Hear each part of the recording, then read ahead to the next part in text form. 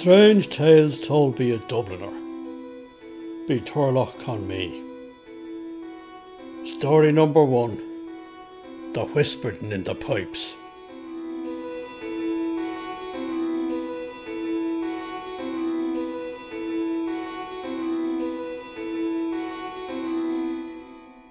In the year 1742, Mr. George Frederick Handel arrived in Dublin to try his fortunes as a composer with the local audiences. He had with him a new oratorio called Messiah, which he intended to premiere while he was there. At first he was thinking of putting it on at St Patrick's Cathedral and using the choir there. But the elderly Dane Swift, whose church it was, had taken a turn against him and vetoed the idea. He said he would not let his cathedral be taken over by a club of fiddlers. Just imagine that now. A club of fiddlers. That was all he thought of the great Handel. Of course, Swift was not very musical.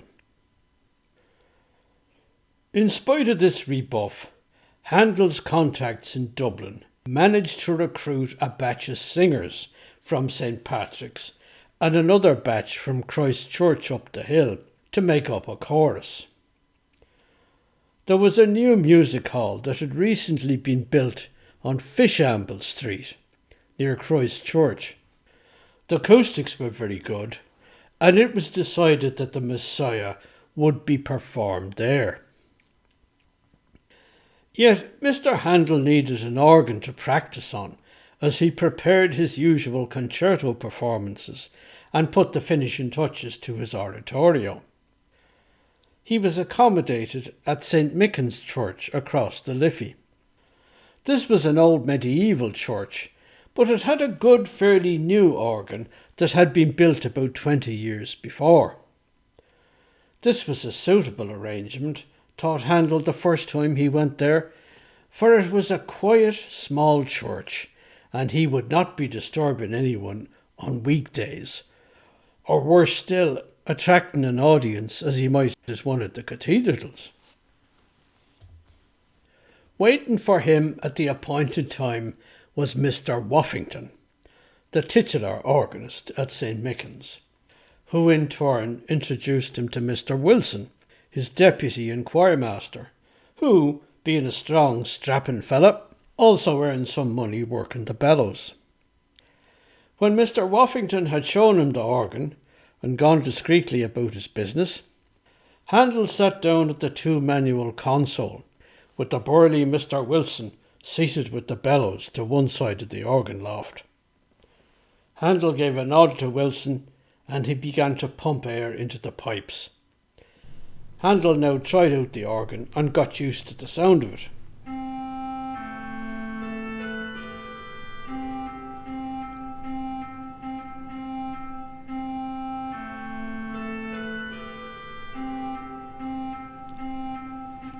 Handel began to practice, and he liked the organ, which had a good sound.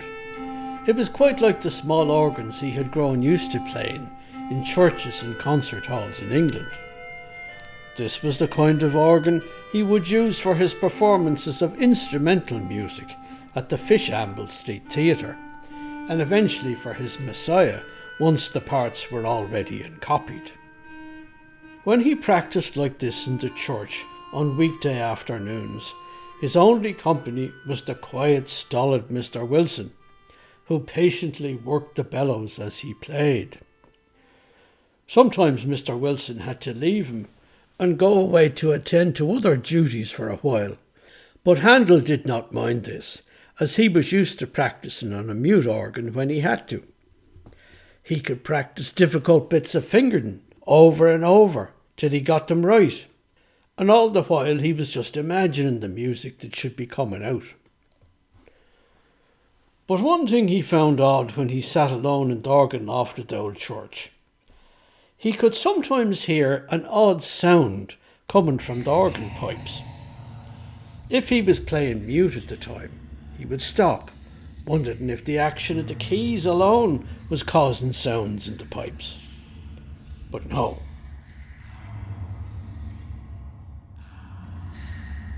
As he sat at the console in the fading light of the afternoon, he could still hear sounds. It seemed like a murmuring or a whispering.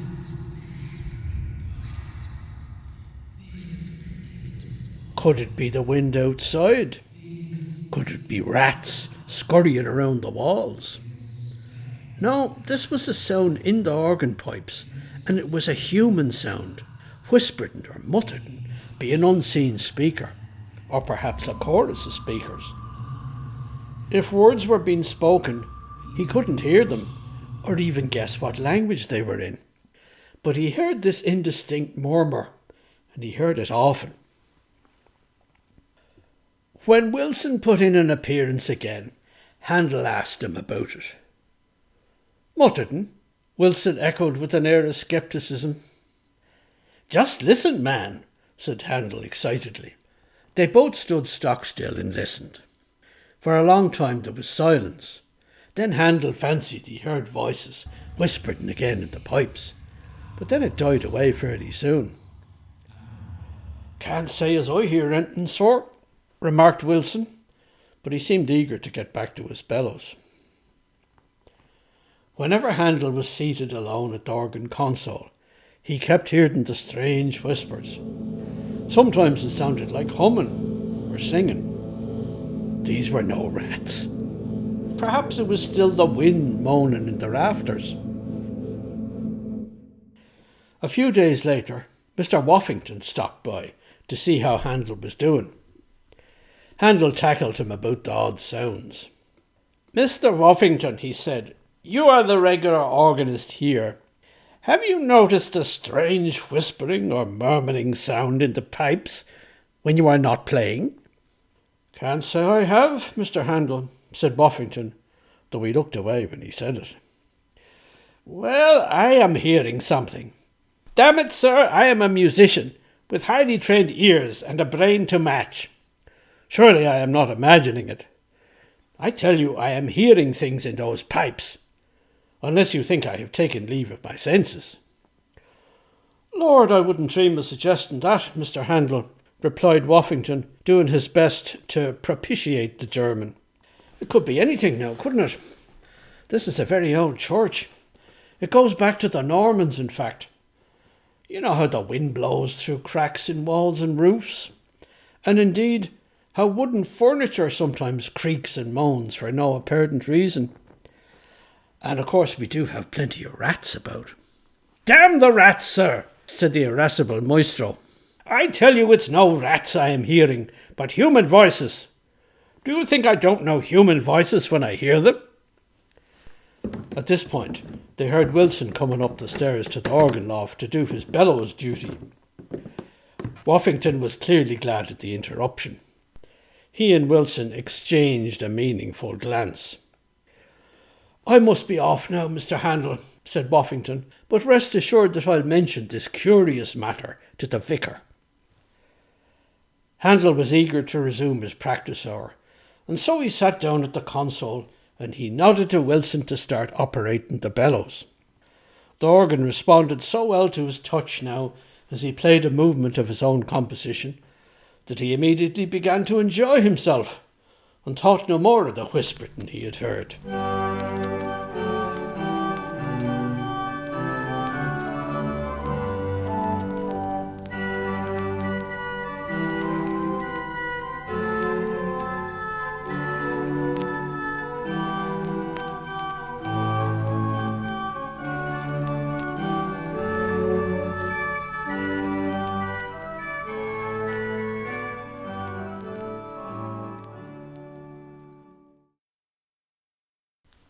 The next afternoon, however, seated at the organ, and forsaken by Wilson for a time, Handel again heard the murmuring of the pipes. He listened to it in stunned silence, trying to make out words. He could not, but he was further amazed by what he heard now as singing or chanting, a chorus of voices, but it was so faint that he couldn't make out what they were singing. The only thing he could associate it with was plain chant. He remembered hearing a great deal of plain chant and a cappella choral music when he was a young man in Rome. Was this what he was hearing? But it wasn't always singing. Sometimes the chorus of voices seemed to be just speaking, like a congregation reciting the creed.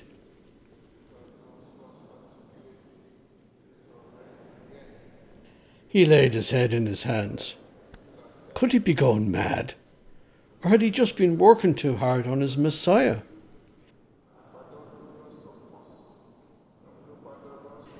It was this way that Wilson found him when he tiptoed in discreetly from the gallery.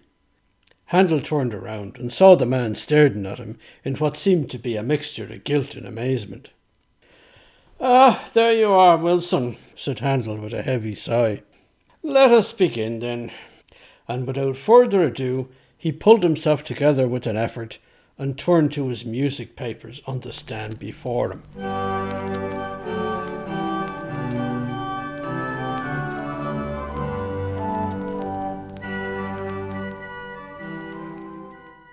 The next afternoon, he had to force himself to go over to St Michan's. When he got in, Wilson had not yet arrived, and he was alone in the church. He sat at the organ, hands in his lap, and listened. He heard nothing for the moment. But then another sound broke in upon him in the empty church. It was the clip-clop of horses' hooves and the wheels of a coach approaching over the cobblestones outside in Church Street.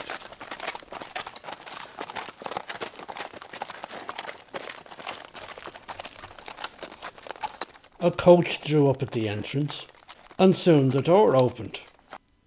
Handel listened, but didn't look around. He heard light footsteps crossing the polished floor. Then he heard someone laboriously mounting the wooden steps to the organ loft. When there was silence again, Handel turned around where he sat on the organist's stool. A man was standing in the shadows, looking at him. He wore a full-bottomed wig and a black Geneva gown with white bands at the collar. A clergyman, obviously. He looked old and venerable, but he was smiling. Was it mischievously? Handel rose and bowed politely as the visitor approached him. "Mr. Handel, I believe," he said, and gave his hand. "My name is Jonathan Swift. I am Dean of St. Patrick's Cathedral." "I know of you, of course, Reverend Sir," said Handel. "Who in Dublin does not? Yet I am surprised to see you here before me. Rumour has it that you do not like me or my music, and would prefer to see the back of me." Swift made a light gesture of demur. "My dear sir, I really have nothing against you, and I am sure you are better housed at the new theatre Mr. Neil has built in Fishamble Street than in one of the draughty old cathedrals we have here. Everything sounds really well at the music hall, as I am sure your music does too. I hope the choristers from St. Patrick's have been of service to you." "Indeed," replied Handel with another bow. "I am grateful to have singers from a well-trained choir. But you have not yet enlightened me as to your reason for paying me the honour of a visit." "Ah," said Swift, "I have been hearing things. Rumours, whispers here and there around town. In fact, the vicar of St. Michan's, Mr. James, mentioned to me yesterday that you were using his organ here for practice and were very pleased with it, but that you were hearing strange sounds from it that no one could satisfactorily account for. Am I right?" This seemed to be a sincere enough inquiry, so Handel nodded. "There is something strange about this organ, Mr. Swift. Very strange." "I may be able to help," said Swift simply. "That is why I came. You know, Mr. Handel, I am no stranger to Dublin, as you are, and as many others are who come here from England. For I was born here in Dublin, and I know most of its secrets." He smiled again. "Do you know anything about St Michan's?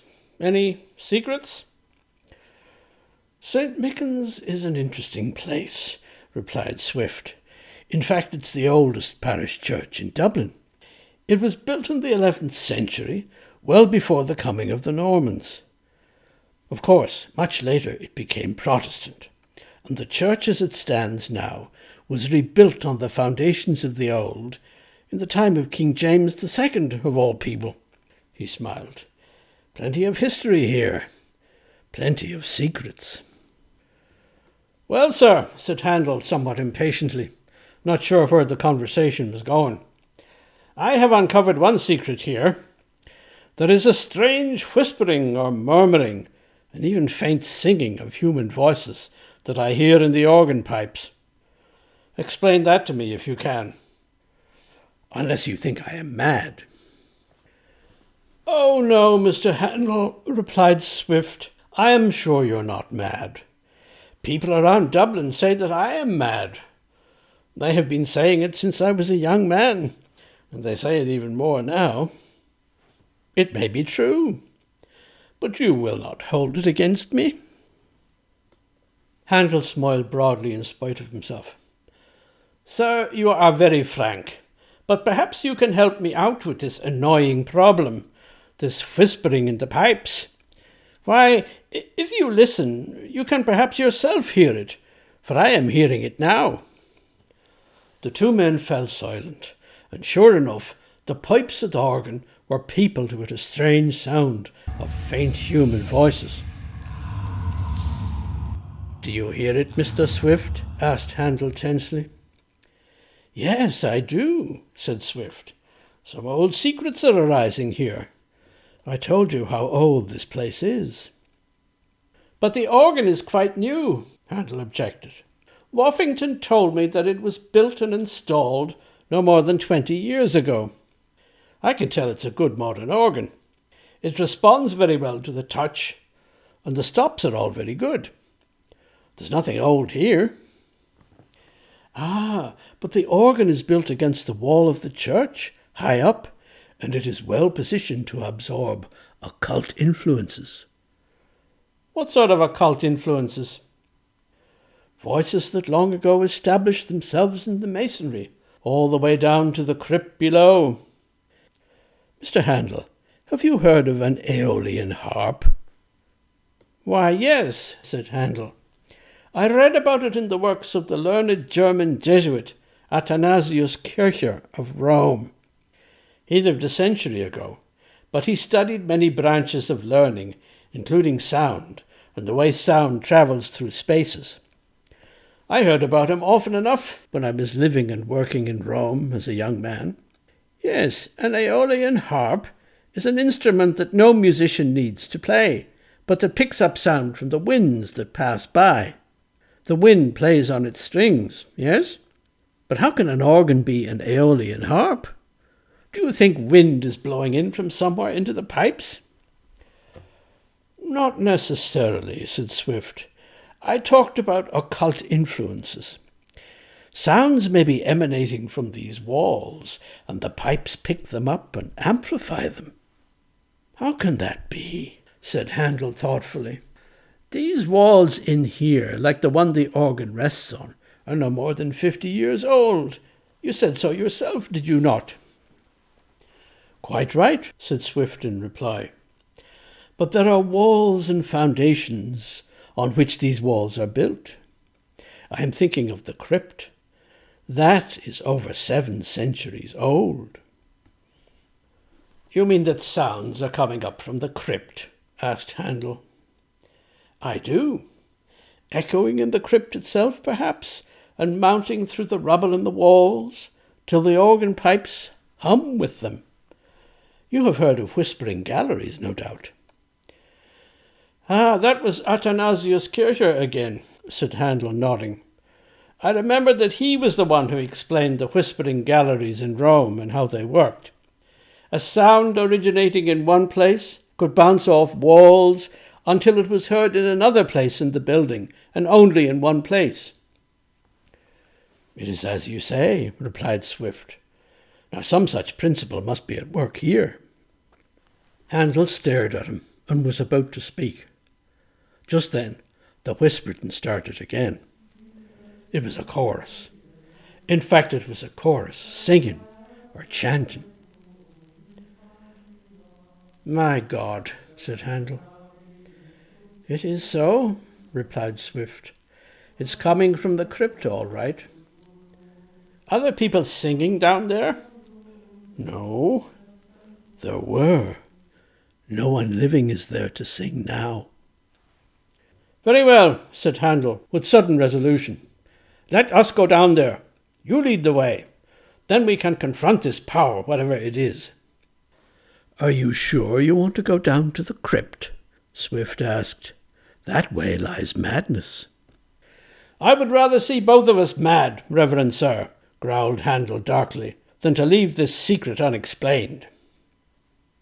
Well then, said Swift, let us go down into the crypt. The two men descended the wooden stairs from the organ loft, and the Dane led the way to the vestry, where they equipped themselves with oil lamps and lit them in preparation for the descent. Again Swift led the way down stone steps, until they came out in a dark open space.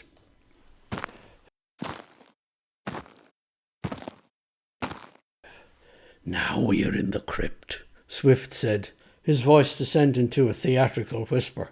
He held up his lamp, and Handel did the same, peering into the gloom before them. He could see walls with graves put into them, and even faded memorial wreaths that had long since wilted. On the ground were more graves, some of them open, with open coffins and horrible shadowy presences in them. This crypt is one of the most remarkable places in the world, Swift went on. Remember that it was built in the 11th century. No one has ever quite discovered the secret of the place, but the way it is built, no buried body ever decays here. Here you will find not skeletons, but mummies. Oh, you will see a few skulls and bones lying about, but they are probably from some other place of interment. The mummies here lie exposed in their coffins, some of them. You can see how preserved they are.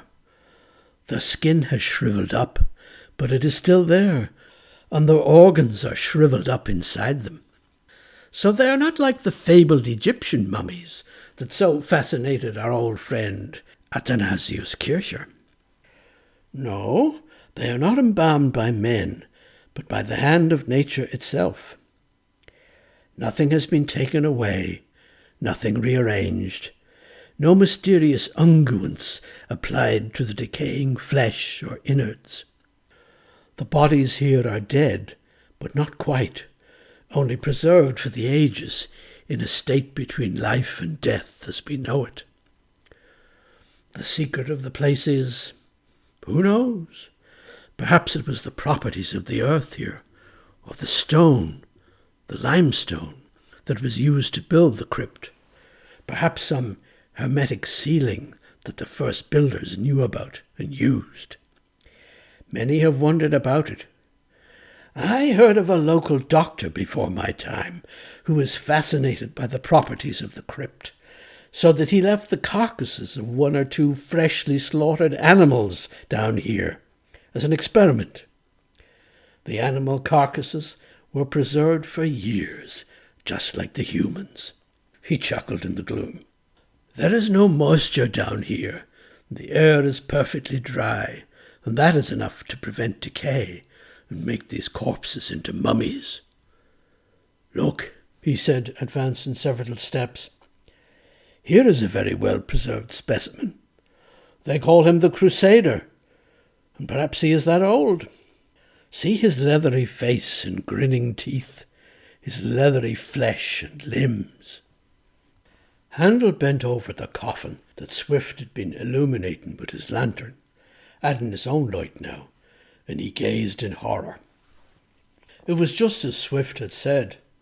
No skull was there, but a horrid leathery face leered up at them.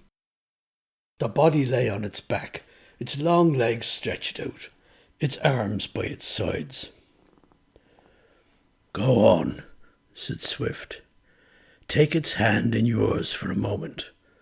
You will do it no harm. Everyone who comes down here is invited to shake hands with the old crusader." Impulsively, Handel reached out his own right hand and grasped the leathery right hand of the corpse, lifting it up.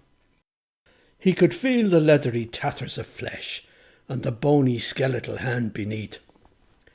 Swift chuckled to himself. Suddenly Handel let out a loud cry. "Ah!" He leapt back from the coffin, almost dropping his lantern. "Good God, man," said Swift in alarm. "What has taken hold of you? Have you lost your senses?" "He moved," said Handel, faltering. "I swear that he moved. When I took his hand, he seemed to turn his head to the side and look at me. I looked into his empty eyes and at his body, and it was like looking in a mirror. He was myself. Oh, God!" "You fancied it," said Swift. "His body twisted when you grasped his hand. He is like you, though. You are a tall man, and the Crusader has always been remarked upon for his tallness. He is over 6 feet in length. But I fear you have disturbed the sleeping dead down here with your cry. It is echoing the way it does down here." He chuckled again. "Listen." They both listened silently, and sure enough, a murmuring, a whispering, seemed to arise from the walls all around them. After a while, the discordant voices whispering and muttering around the crypt seemed to unite in reciting a text, a prayer perhaps, like a congregation intoning the responses after the priest.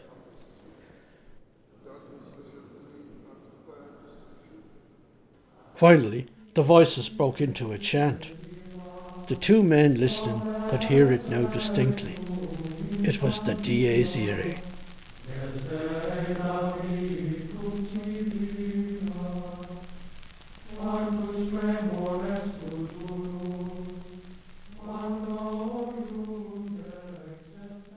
After a while, it died away into silence. Swift turned to Handel. "Seen enough? Heard enough?" Handel nodded. "This must be what you were hearing up in the organ loft." They turned to go. As they walked up the dark stone steps into the church above, Swift remarked, "Yes, the secret of the construction of the crypt and original church building, the stone that was used, limestone, the mortar that was used to seal it, whatever it was. This is what preserves the bodies. And it must also be what has the power to absorb sounds and keep them and bring them to life again in that strange whispering we have been hearing."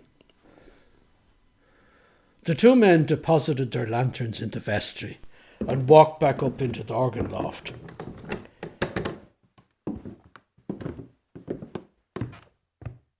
Handel sat down at his stool before the console.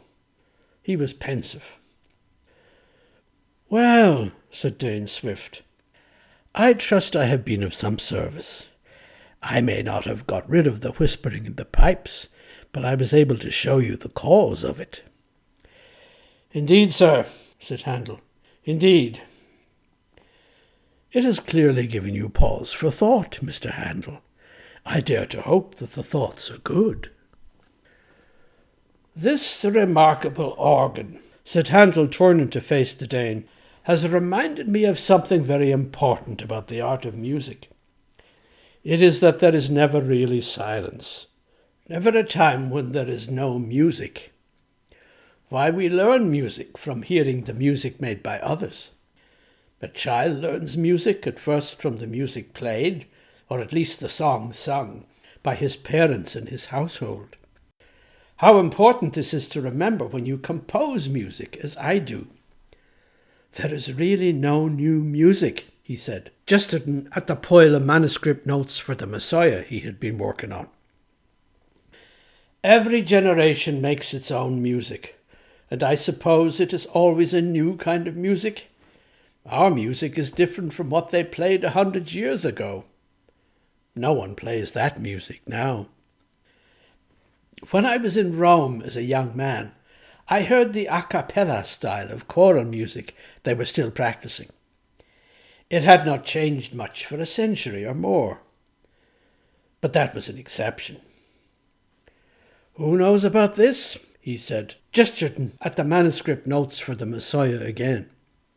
Perhaps it will be forgotten as soon as I am dead and replaced with some new kind of music. We cannot know how things will turn out, said Swift, shaking his head. I often wonder now if any of the books I have written will survive once I am gone from this wretched life. We hope and pray, said Handel. In the meantime, I for one have learned a lesson about music. There's nothing really new. Styles and works come and go, but music continues. When we play, when we compose, we are not breaking the silence or making a new start. We are just taking up where the whispering of the past leaves off, the whispering in the pipes. The stolid Mr. Wilson now approached across the gallery and sat down at his bellows beside the organ. I will keep you no longer, said Swift softly to the composer. I have done my part. Play on, Mr. Handel. A sadder but a wiser man, perhaps. And he was gone. Handel listened to the footsteps go down the wooden stairs, across the church floor, and out the front entrance. Soon the clip-clop of horses' hooves could be heard, fading into the distance on Church Street. Wilson looked up at Handel, seated motionless before the console, with his hands folded in his lap. He was waiting for the maestro to give the nod and begin playing. But Handel just sat there for what seemed a long time, listening to the coach and four receding in the distance, and listening in the gloom of St Michan's, straining to hear the whispering in the pipes.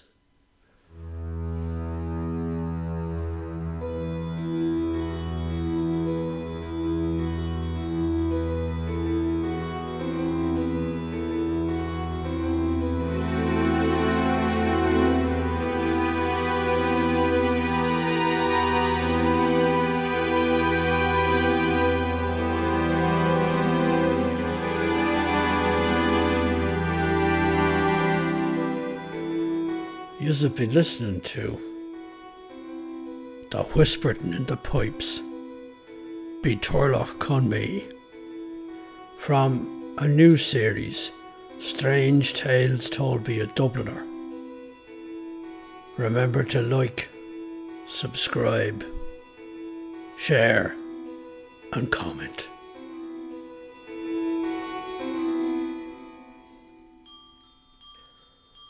And the best of the season to yous all.